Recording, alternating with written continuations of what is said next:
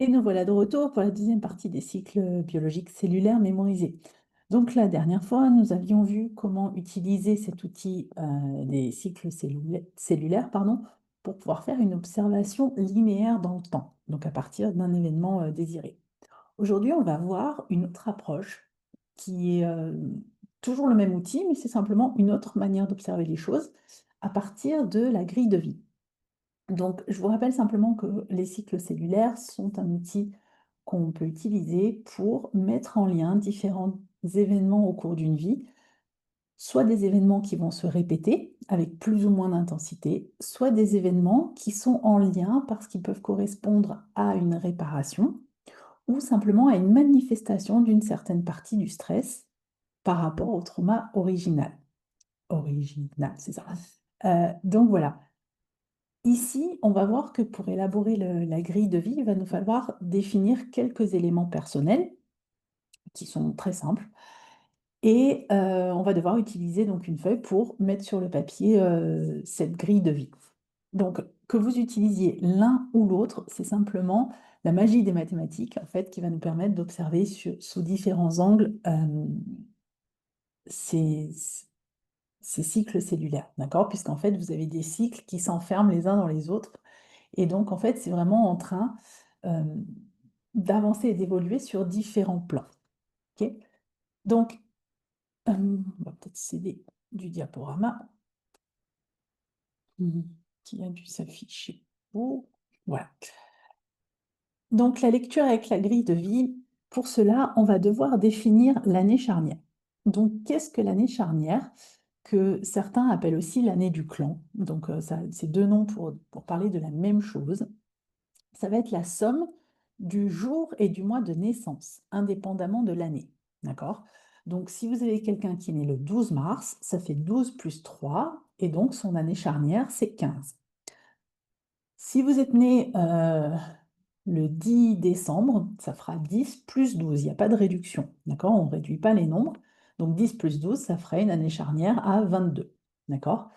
Donc, cette année charnière, c'est une information. Ça ne veut pas dire que nécessairement la situation que la personne veut observer ce jour-là est en lien avec ce nombre-là. L'année charnière, en fait, comme son nom l'indique, c'est une année qui va révéler un virage dans la vie de la personne. Donc, en général, euh, au cours de cette année charnière, il y a eu un changement important dans l'histoire de la vie de la personne, qui peut être quelque chose de positif ou quelque chose de dramatique, peu importe. Ou ça peut être la découverte d'une passion, ça peut vraiment prendre plein d'aspects.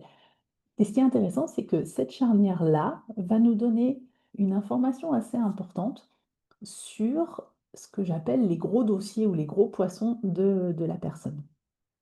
C'est-à-dire que euh, si au cours de votre année charnière, vous vivez un déménagement, c'est en train de vous parler d'une problématique de nid, donc comment ce déménagement a été vécu? Est-ce que ça a été une grande joie? Est-ce qu'au contraire, ça a été une grande difficulté de se séparer de ce premier foyer? Et sur les symboliques, on peut s'interroger sur l'importance du foyer, de l'utérus, etc., pour cette personne. Les maladies peuvent faire partie des gros virages dans la vie d'une personne, que ce soit une maladie pour soi ou pour un proche. Une obtention de diplôme, si par exemple votre année charnière, c'est le moment où vous avez eu votre permis de conduire et que c'est l'événement que vous gardez comme vraiment, OK, il y a eu un avant et un après, peut-être que vous êtes quelqu'un qui donne beaucoup d'importance, qui accorde beaucoup d'importance à tout ce qui est autonomie, liberté de mouvement, possibilité de me déplacer, de voyager, etc. Donc ça, c'est une information. On n'a pas nécessairement besoin de la grille de vie pour ça, vous me direz, mais c'est une information complémentaire qu'on peut utiliser dans différents contextes. Bien évidemment, si vous avez, imaginons, une année charnière à 15 et que la personne qui vient vous voir en consultation vient dans sa 30e année, alors ce 30, parce qu'en le divisant par 2, ça donne 15, est en résonance avec le 15. Donc ça veut dire que l'année des 30 ans est d'une certaine manière liée à cette année charnière. Donc il est possible qu'au cours de cette année-là, les événements aient un lien avec les 15 ans et qu'on soit donc sur des choses profondes et importantes pour la personne. Un autre élément qui, lui, est important, enfin indispensable pour élaborer la grille de vie, c'est définir le cycle d'autonomie de la personne. Donc le cycle d'autonomie, il est lié à l'âge auquel vous vous considérez autonome. Donc ici, cet aspect-là pose souvent, enfin peut poser certains problèmes, puisque normalement, l'âge d'autonomie, c'est celui où l'enfant, enfin le jeune adulte, quitte le foyer parental. Et donc, la problématique qui se passe actuellement, c'est que bien souvent, les jeunes quittent le foyer parental sans pour autant être autonomes, parce qu'ils partent faire leurs études et que les parents aident, financent les études. Donc là, c'est vraiment une histoire de perception qui va être importante. Quand est-ce que la personne considère qu'elle a été autonome? Pour certains, l'autonomie financière, c'est ce qui prévaut. Donc, si je suis partie de chez mes parents pour faire mes études à 18 ans et que mon premier travail, je l'ai eu à 23 ans, et ben en fait, on va se poser la question, est-ce que quand je suis partie de chez mes parents, je me considère autonome, bien que j'ai un appui financier, ou bien est-ce que pour moi, à cette époque-là, je me suis vraiment sentie libre à partir du moment où j'ai eu ma première paie? D'accord? Donc là, c'est vraiment en termes de sensation de la personne. Et cette info-là va nous donner déjà une piste intéressante d'analyse parce que lorsque c'est réellement l'argent qui rend, qui donne la sensation d'autonomie, ça veut dire que cette personne-là associe autonomie et aspect financier. Probablement que dans son histoire familiale, il y a des gens qui ont souffert d'une autonomie financière. Parce que je n'avais pas l'argent, je ne pouvais pas faire ce que je voulais. Ok. Pour d'autres, c'est pas nécessairement ça qui va prévaloir et ils vont être beaucoup plus attachés au fait de bah, je savais me gérer, j'étais capable de me faire à manger, d'organiser mon budget, etc. Et je me sentais totalement indépendant. Généralement, ça dépend aussi beaucoup de comment est donné le soutien financier de la part des parents. D'accord? Est-ce qu'ils exigent, est-ce qu'ils gardent un œil sur les dépenses? Est-ce qu'il va y avoir des attentes ou des exigences particulières? Ou est-ce que c'est vraiment donné et maintenant débrouille-toi? Ok, donc là, c'est vraiment lié à la perception de chacun. Euh, pour certains, l'autonomie est liée au mariage. Même chose, d'accord? Tout est dépendant du ressenti. Si on revient vraiment au sens de ce cycle d'autonomie, c'est normalement le moment où je suis en mesure de me nourrir seule, d'accord? Et pourquoi est-ce que c'est lié à cette sensation-là? C'est parce que la première autonomie qu'on va identifier, c'est celle de la naissance, où en fait l'enfant qui dépendait de la mère pour s'alimenter, pour respirer, pour fonctionner physiologiquement, devient autonome en naissant, il se met à respirer par lui-même, etc. Mais il a besoin qu'on le nourrisse. D'accord? Donc il a une autonomie relative, une autonomie en fait physiologique, mais pas du tout une autonomie qui lui permette de survivre dans le monde. Donc, le cycle d'autonomie lorsque le jeune adulte quitte le foyer parental, c'est l'équivalent d'une renaissance. C'est pour ça que on l'associe au fait d'être capable de se nourrir seul. Et donc c'est là où c'est intéressant, c'est est-ce que ma perception de me nourrir seul, c'est je suis capable de me faire à manger, ou est-ce que c'est je suis capable de financer ma nourriture. D'accord? Là, ça va être à la perception de chacun. Mais gardez bien en tête que le symbole, c'est cette renaissance où je m'émancipe de mes parents pour être capable de faire les choses par moi-même. D'accord? Bien. Euh, donc ça, c'est ce qu'on vient de dire. Et donc cet âge auquel je deviens autonome va définir le nombre de lignes dans mon tableau, dans ma grille. Donc pour que ce soit bien clair, je vous ai fait un petit schéma. C'est-à-dire que si j'ai ici quelqu'un qui est né bon, le 12 mars 86 et qui prend son autonomie à 18 ans. Si on veut calculer l'année charnière, ça va être 12 plus 3, on est à 15. Je vous l'ai mis ici en rouge. d'accord? AC pour année charnière. Et donc, si j'ai pris mon autonomie à 18 ans, ça signifie que ma première colonne dans laquelle je vais inscrire l'âge va aller de 0, la naissance, jusqu'à 18, mon âge d'autonomie. C'est ce qui va définir l'intégralité du premier cycle. OK? Donc, vous allez mettre autant de lignes que d'années. Si vous devenez autonome à 25 ans, vous allez prolonger ici jusqu'à 25, 32, 48, peu importe l'âge où la personne est euh, attachée au foyer parental.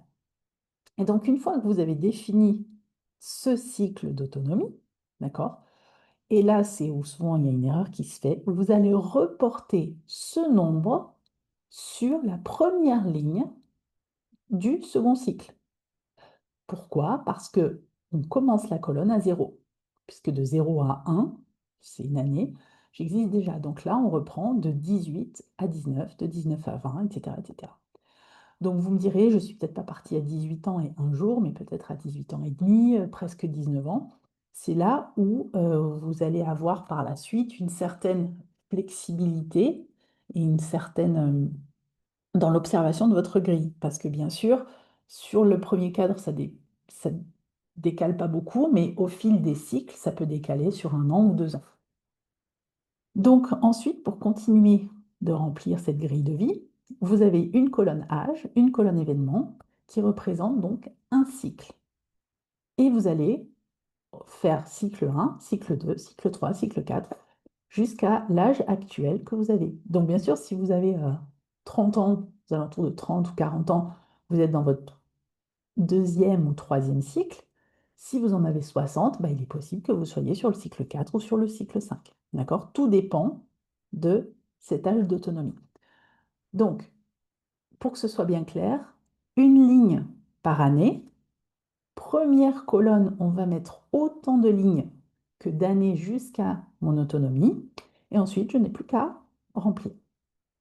Ensuite, on va mettre justement dans la colonne événements les choses qui sont importantes. Donc, il y a différentes manières de faire. Soit vous proposez cette grille au consultant et il remplit tout ce qu'il a envie, vous lui faites passer à l'avance et il remplit tout ce qu'il veut.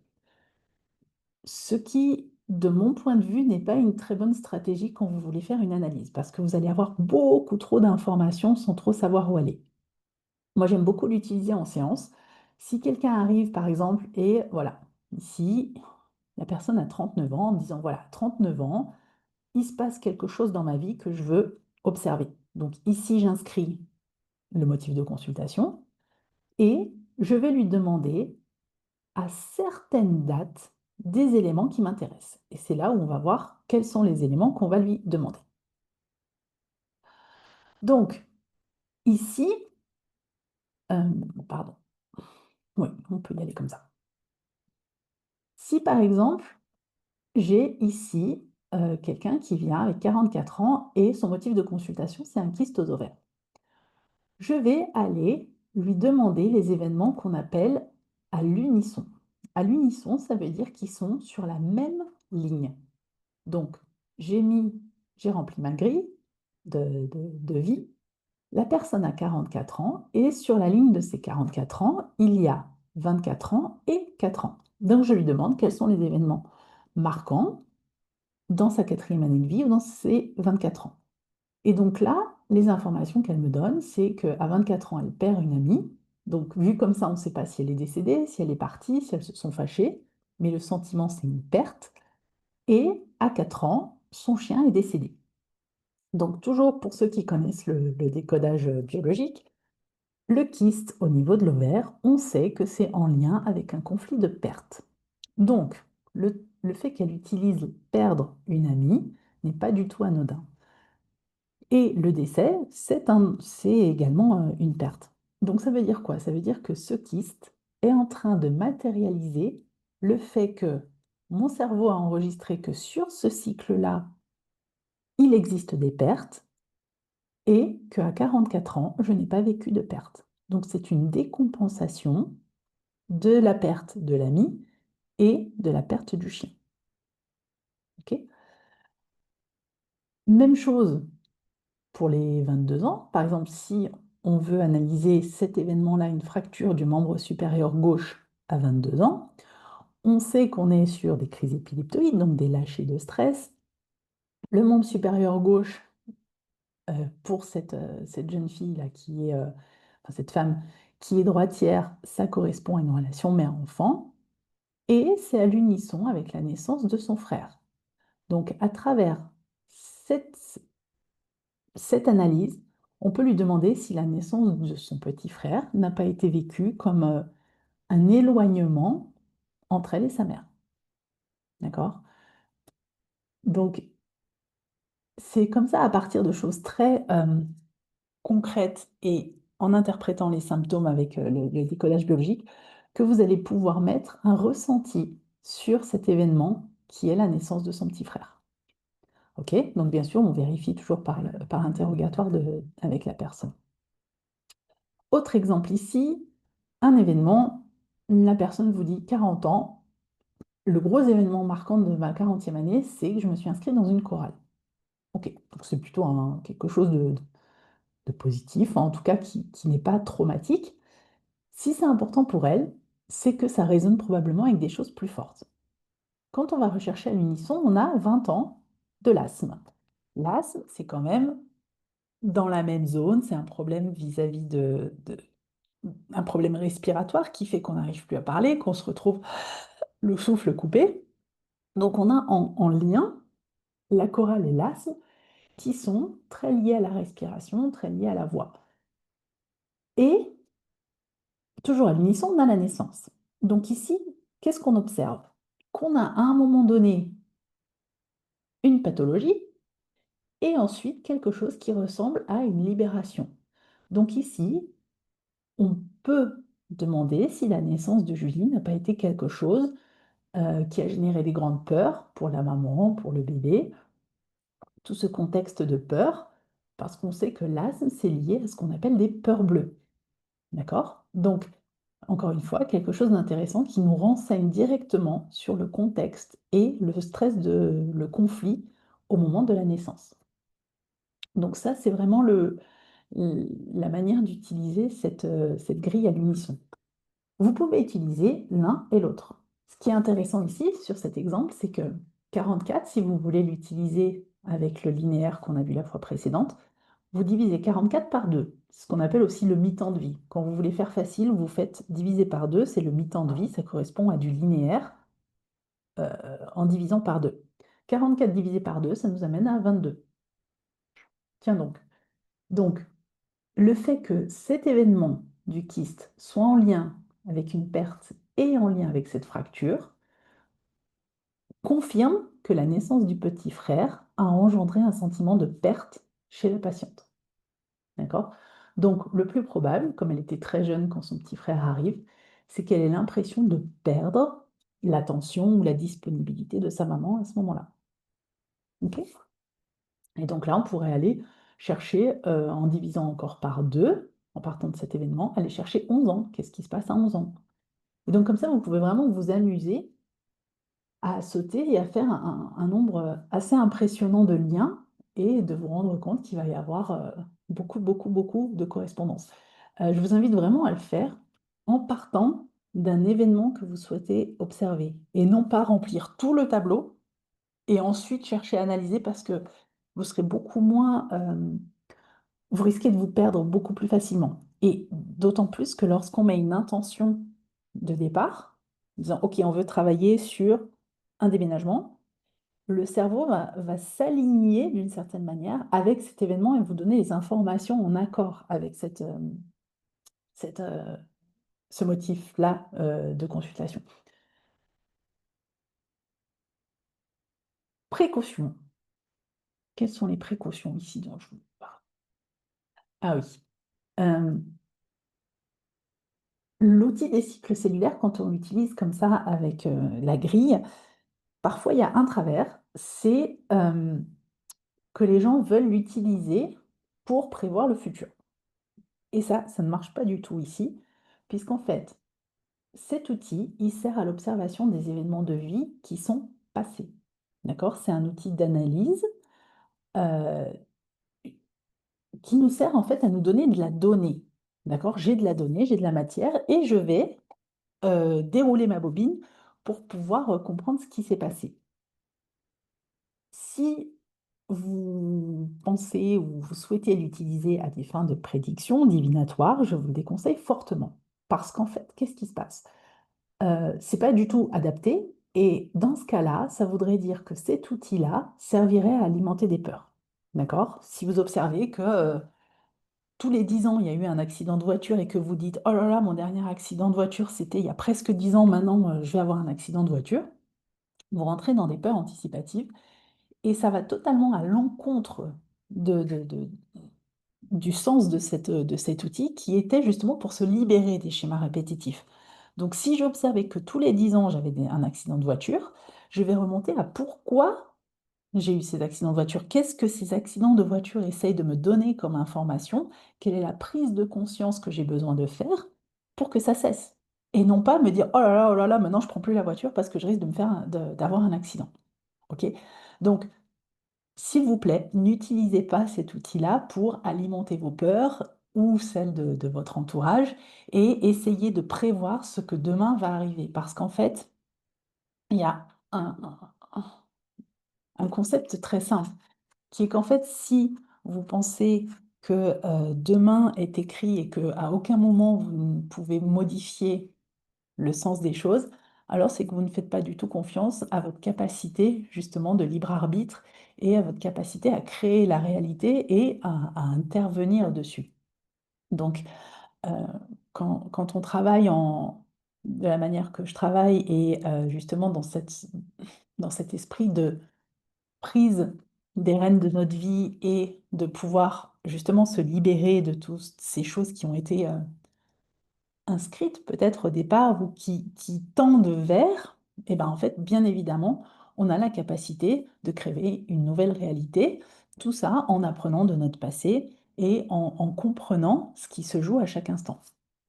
Donc voilà, j'espère que ces deux manières d'analyse des cycles cellulaires vous apporteront plein d'informations pour pouvoir progresser vous et accompagner ceux qui vous entourent. Et je vous dis à très bientôt pour une prochaine vidéo.